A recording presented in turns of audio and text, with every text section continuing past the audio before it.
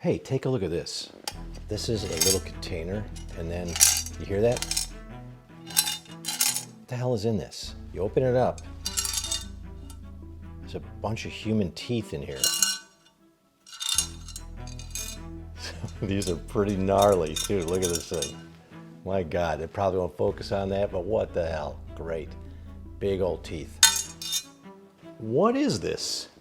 Now that's an interesting question. You're gonna have to stay tuned to the ending, and that's when I'll finally reveal what this is. Whose teeth are these? And why would somebody have teeth in a container like this? Is this like some weird serial killer like trophy thing? Or is this basically like an item kept in a collection by a dentist who's interested in dental pathologies? What if this was just found sort of dug up in your backyard? Or if you just found the teeth in the dirt in the backyard? The point is that a strange object like this has to have a story behind it. But what story you tell about it can be very diverse. And so oftentimes when we see a competition between religions or between even scientific theories or between science and religion, we see that it's really a difference of story rather than of evidence per se. A fossil, for example, like the same object, the same shape, same little ridge lines in the stone or whatever, can have two totally different stories connected to it. Now, some of you may know about the Creation Museum in Kentucky, and this next to another exhibit for Christian families about Noah's Ark is directed by Ken Ham, who is the founder of this sort of fundamentalist creationist science group that created both the museum and the Noah's Ark exhibit. Now, I happened to go down and interview Ken Ham when the museum first opened, and so I got it straight from him what his views are, and it's kind of amazing. Like, he was a perfectly nice guy. You may have seen him debate Bill Nye, the science guy, a couple of years ago. What was funny about that debate was Bill Nye wanted to sort of debunk the creationist general philosophy, but in debating Ken Ham, he actually ended up drawing much more attention to Ken Ham, and that produced a lot more donations. And then Ken Ham was able to basically open the Noah's Ark exhibit. Many people go to this. I think it's like hundreds of thousands a year, and we're at basically in the level of millions who have been to these exhibits over the last 10 years. So it's part of sort of, you know, the Rust Belt and the Bible Belt America. I went there and spent the day. It was really fun. I'm not a creationist. I'm a Darwinian evolutionist, but nonetheless, I had a great time, and I enjoyed talking to Ken Ham. Seems like a perfectly good guy. Now, here's what I want to talk about today. The same fossil, or let's say these teeth, could be interpreted by a Darwinian to be kind of evidence of life's descent. But to someone like Ken Ham and the creationists, it's basically a souvenir from Noah's flood.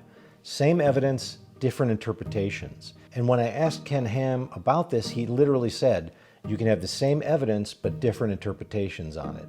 And that's essentially what guides his form of creationism.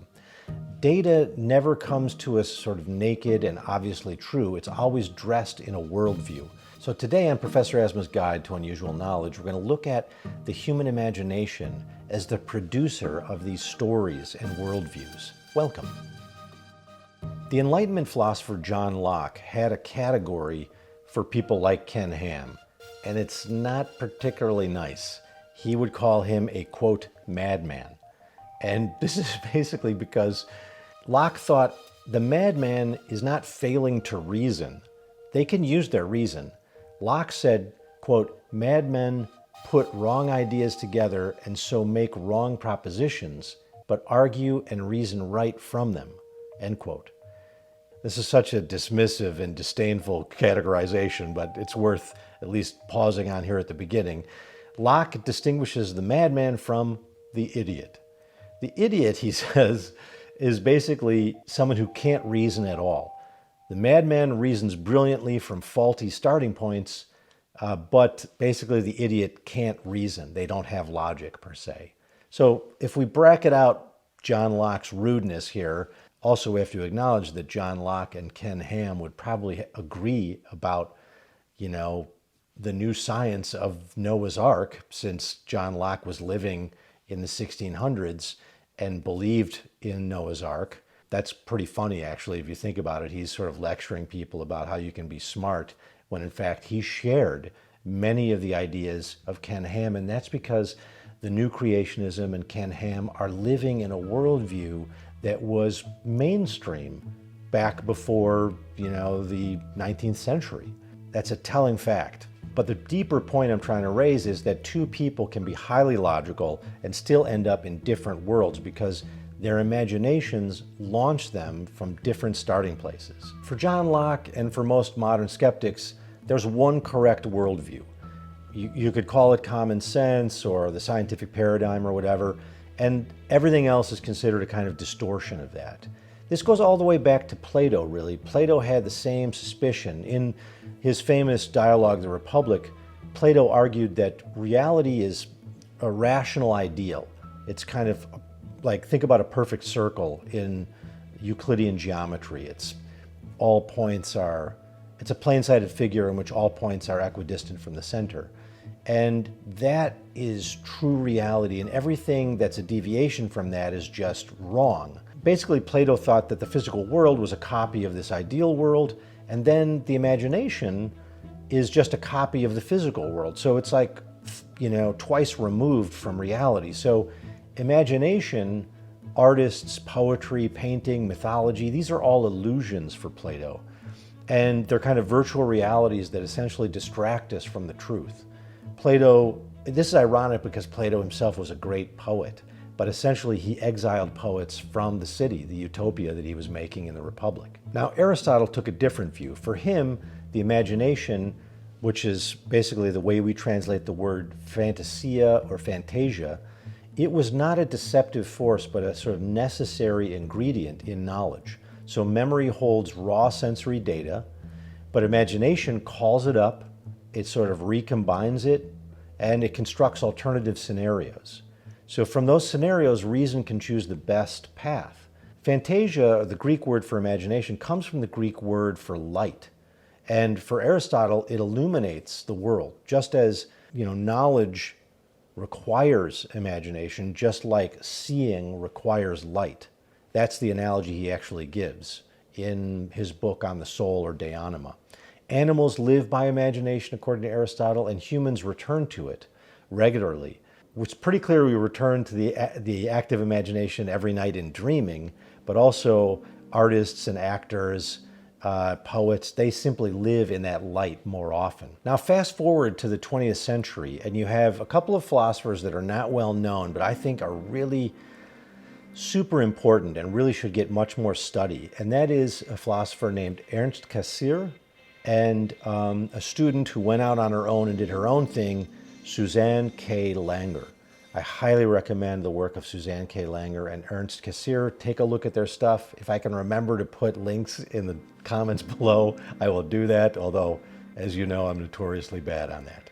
All right, so basically what they thought was that the imagination is not like an occasional flash of inspiration, and it's not just sort of for entertainment. It's basically the structural medium of human thought. And Cassirer calls humans the symbolic animals. We don't just react to the world, we basically are framing it through these symbolic forms. So he has this philosophy of symbolic forms. These are basically myth, art, even science and religion are symbolic forms. And the symbolic forms organize reality, complete with their own rules and metaphors and sort of boundaries. And Susanne Langer sort of extended this, showing that symbolic forms are not second rate to scientific logic. They're parallel ways of making meaning. So science, myth, art, they're not competing for the same turf. They're basically interpreting the same world through different imaginative architectures. One example of this, I suppose, one of the things that Susan Langer talks about, she says, look, you all associate a rose with, for example, beauty, oftentimes with feminine beauty in the history of Western culture. So the rose and the female beauty are oftentimes associated in the mind together. That association is so close that you think of it probably before you think about botanical connections of roses to other flowers and just what we know about botany, that other symbolic tether or connection is stronger than even the biological one. You can really see it if you think about fire. Fire is oftentimes a kind of metaphor or a symbol of life. You think about the phoenix.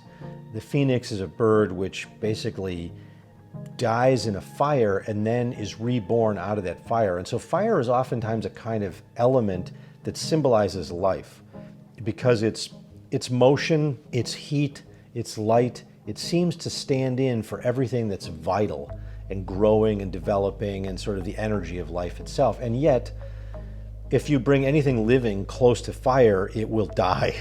It will burn and die. And so that shows you that the symbol of fire as life is not some kind of shorthand sketch of the real relationship of fire to life, because that's fatal. So there's a kind of symbolic layer between our direct perception and sort of, the intellectual rationality here, and that symbolic layer is sort of how we're seeing the world or framing the world and understanding it.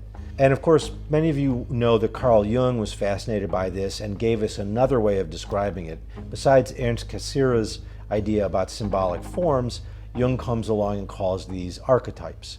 And the archetypes are basically these kinds of expressions of the collective unconscious, and we're seeing the world through these archetypes. So we see the world through stories of the hero, for example, or the great mother, or the shadow, or, for example, the trickster. So we all grew up in nuclear families of some kind or another, and it's very common to see the world later in life through this kind of prism of what our original caregiver or caregivers were like. So we'll see sort of nurturing and loving mothers, or if we had very tough and difficult mothers, we'll see them also as potentially dangerous, and same thing with fathers. And so this is a way in which we organize the world long before we have rationality, and we can sort of draw inferences and categorize people into a kind of social science.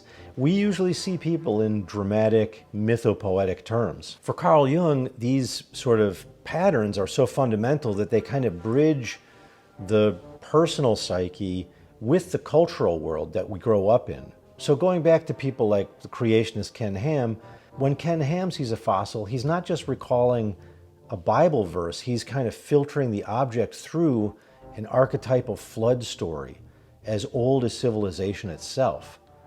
And you contrast this with a scientist who, when he sees the same fossil, he may be filtering it through an archetype of progress and ascent, or through a purely Darwinian view, which is that these are just different branches on an evolutionary tree, some of which have come to an end and some of which have evolved into other contemporary creatures. So Plato, John Locke, and many skeptics today treat imagination as a kind of suspect witness.